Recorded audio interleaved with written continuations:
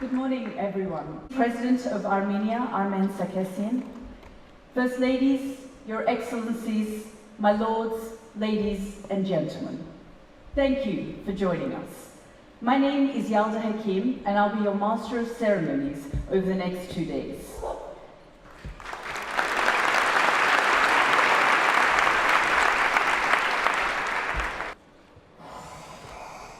It's time to turn the page.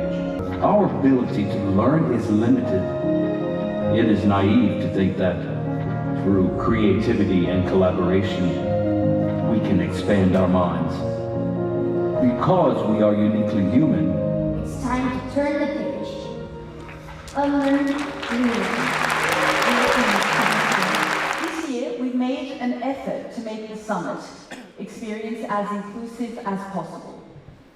Congratulations, Larry. Can I now call you on stage to receive your award?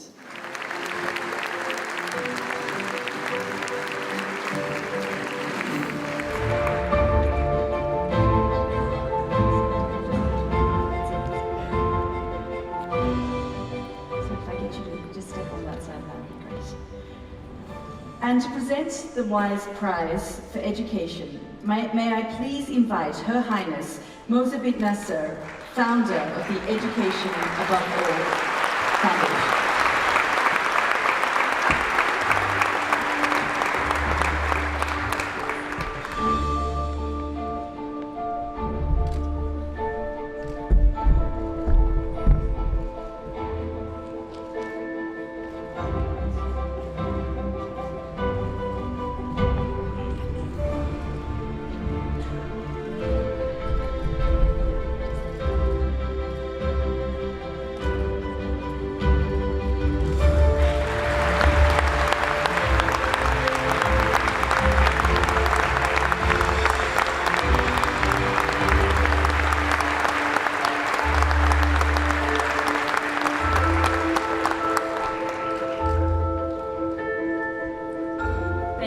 Thank you so much, Your Highness.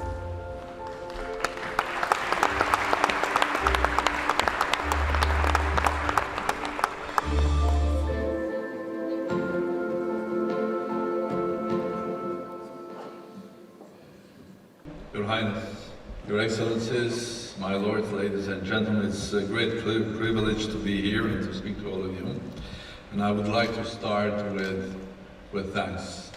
Thanks to Her Highness for inviting me to be one of the 3,000 today. And to come here, not only to talk, but first of all to listen and to learn. Because education is forever and for everybody. And I'm looking forward to learning and coming out today from this door a bit wiser man. Thank you very much, Your Highness.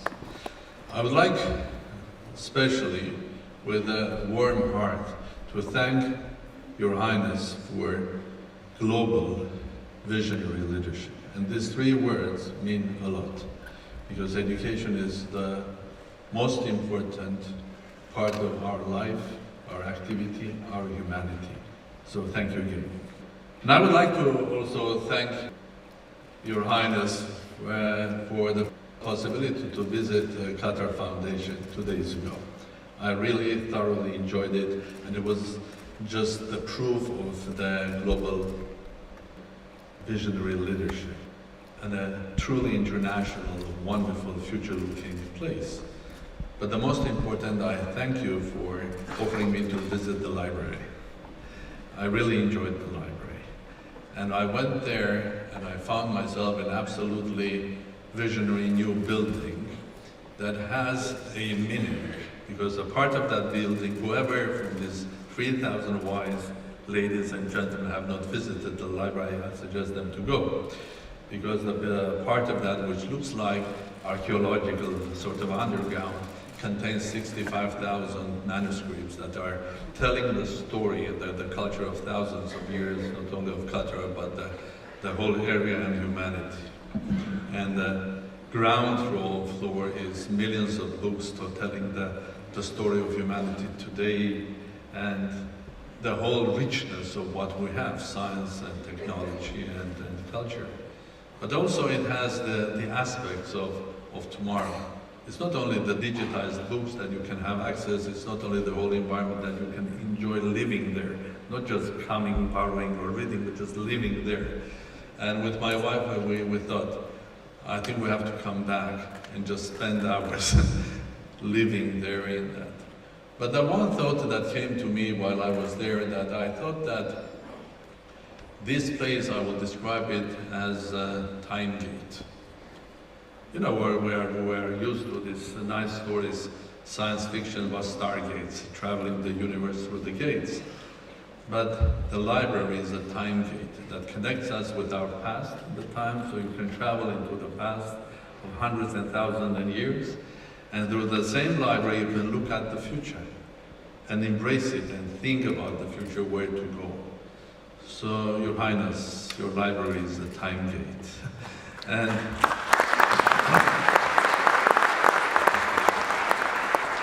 And of course, when you are confronting the time gate, you start thinking about the time and what we are doing and where we are now. I think the time gate is fascinating because you stand on your own time today. You can look to the past, you can look to the future, but you are here. And this wonderful piece of video that was presented here was exactly showing where we are today. We're worldwide a little bit confused. We don't know where to go. There are so many questions, there are so little answers to what is happening in this world. It looks unpredictable, it looks uncontrollable. So what do we do next? The answer was there already. But let me make a small contribution from my side. And again, I will use the time gate. I'll take you back another, let's say, 150 years back in the history. Because history has this pattern of repeating it. 150 years ago, the humanity was using the great ideas and theories that created by people that Isaac Newton and others. So classical mechanics and science was controlling everything. We had the answers to everything. So the science were comfortable, they could describe the whole thing, the universe, the planets. But then occasionally situations and research started when especially they started going into the deep in the universe, or deep in the smaller scale in the atom and elementary particles. It looked like we have a confused situation. The classical mechanics couldn't explain what was happening. It was absolutely confused.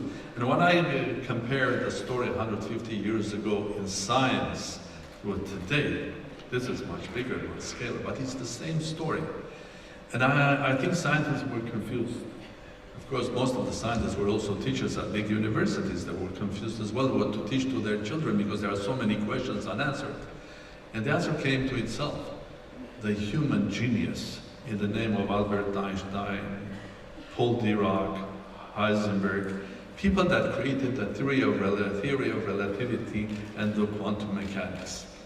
It's not just a theory or a discovery, it's something that basically changed the whole approach, the whole philosophy and the logic how to approach things. But things that could be described as simultaneous in the smaller scale, in quantum world, you have to change your whole thinking. But the moment you change your thinking, you embrace the quantum world, then everything becomes harmonious. You can explain things. Not only explain things, you can harvest on this new knowledge. And the next 100 years, the world, the societies, the countries, we all were harvesting what was created with the new thinking of the quantum world. I think that's why we can fly to the space, that's why we can have our mobile phones, that's why we have new health units starting from MRIs and so on. So thanks to the new thinking and approach to nature and the rules of nature. So 100 years ago, we had the similar situation. Confused, didn't know what to do, more than 100 years ago. Then a new approach, the human genius, put everything intact.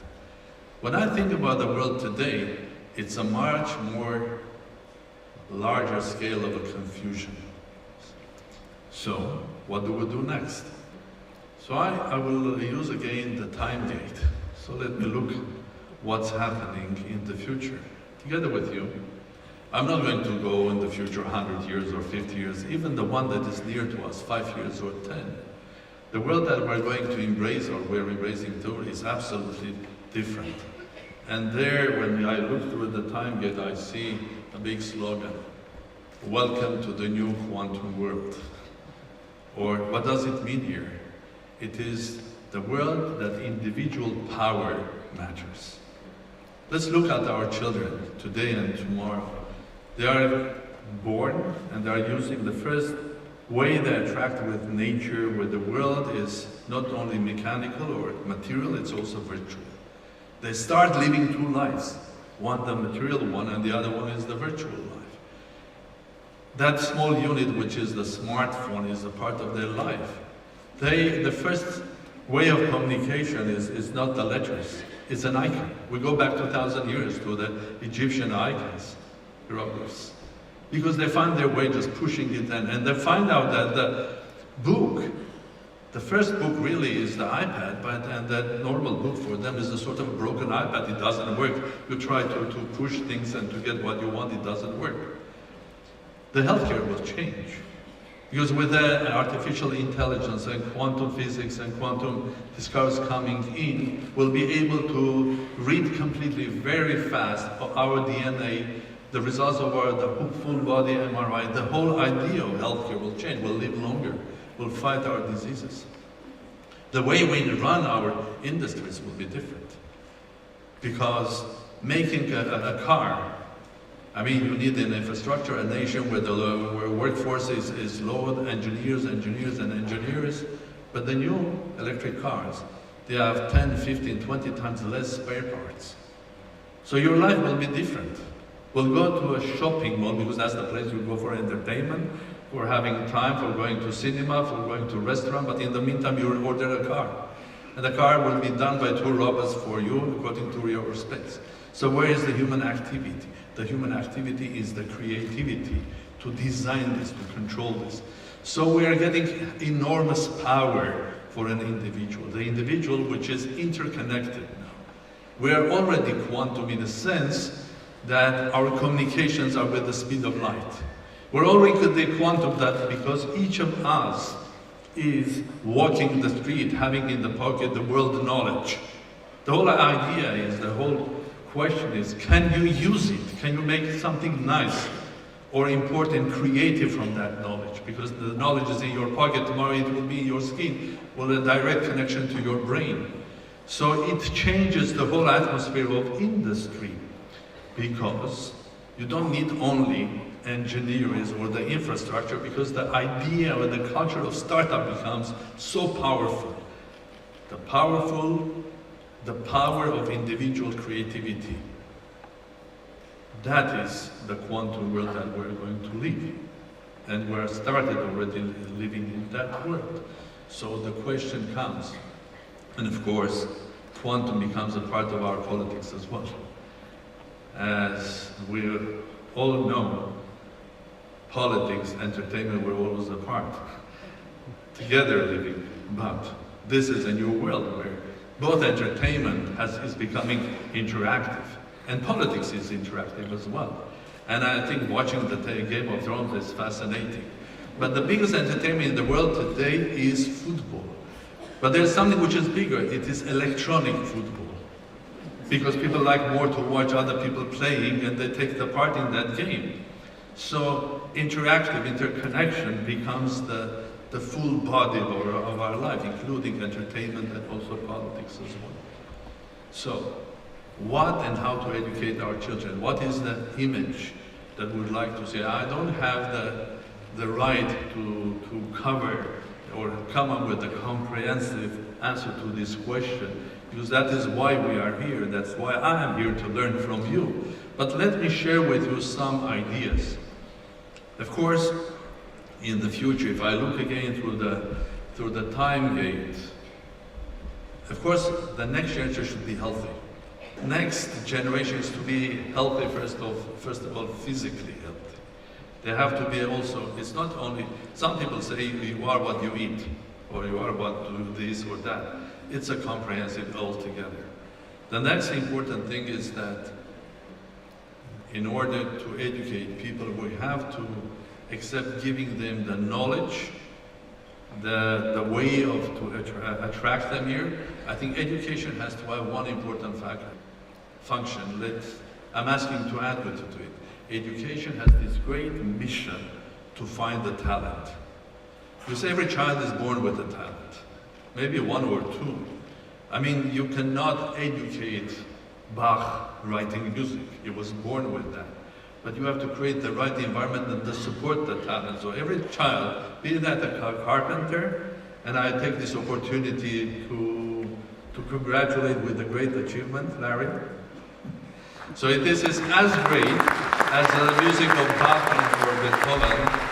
And so the task is probably to find the talent, and it's not easy, because it's not easy, we all know, even in our families, to find. It needs passion, it needs love, it's not hard work to find that. So that's one aspect that I think is important for children, to find their talent. The second one that I would like to add to your discussion is that even if you are successful, you are talented, you are powerful, you should not ever forget that, of course, there are millions and millions of talented people around you worldwide, but there are another hundreds of millions that are deprived.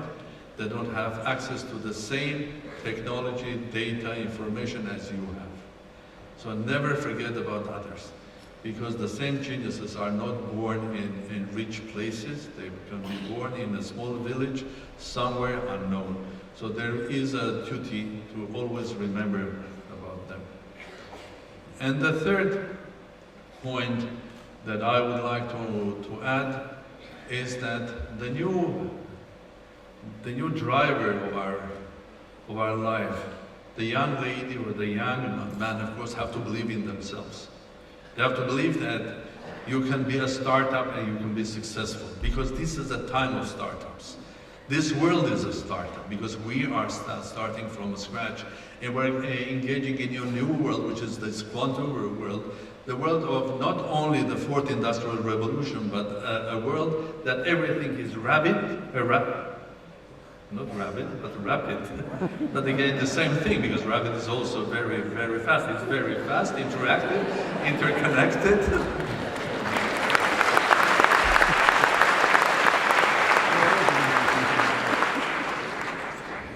And you have to live with this strength of your soul that you can do it. Because the success is not only getting the right education, going to the right place, the right university, the right company, to be the vice president. You can be even not doing all of that, but you can become the founder of the Apple, of the Google, or the Facebook, and the sky is the limit. So believe in yourself. But is all of this enough? The knowledge, the data, the belief? I think no, there's also something which is very, very important. It's who you are your values, your human values, your faith, your culture. You have to know your culture very well. And we have to spend a lot of time by finding the talent and supporting the talent, but also making sure that this talent is becoming richer with the culture that you keep, that comes from your nation, from your family. Absolutely important. And values are important, because in the quantum world, like in quantum physics, you can have highly motivated particle, a man, a woman, or a positron, that is going forward with a high speed and hitting, let's say, nuclear material. So what can you get there? If the circumstances are right, you can get a nuclear reaction, which is controlled, and you get energy, which is probably. But if something is wrong with that in the nuclear reactor, you can get a disaster. But if from the day one it is designed as a bomb, then God help us. So that human energy, talent, genius can be both productive and counterproductive. And what protects us there is the values. The human values, the moral values, the values of knowledge of your history, of your culture, of your religion. Very, very important.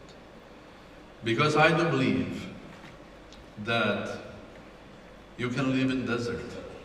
You can create success, life in the desert.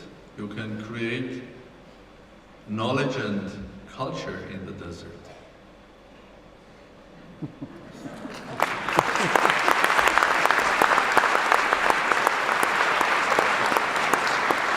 But you cannot create life, success, knowledge in a moral and cultural desert. There is no way we can do that. What we can create, we will stay in this desert. If we don't support our education, our knowledge, our energy with morality and values. And with this, I would like to wish all of you success and again thank Your Highness for your visionary global leadership. And I'm here to learn because we are a young world, and the definition of being young in my system is not how old you are or how many years you have lived. You can live 20 years and you can be very, very old. But you can live 80 years, 90 years, 100 years, still young. And in my system, the definition of being young, if you live every day by learning something, if you live every day by teaching something or creating something, the moment you stop learning and innovating and creating, then you die. Maybe you will continue living physically, but you will die as a human being. So I see here in Qatar a young nation, and I see an audience who is young. So I wish everybody many, many years of young, nice, healthy life. Thank you very much.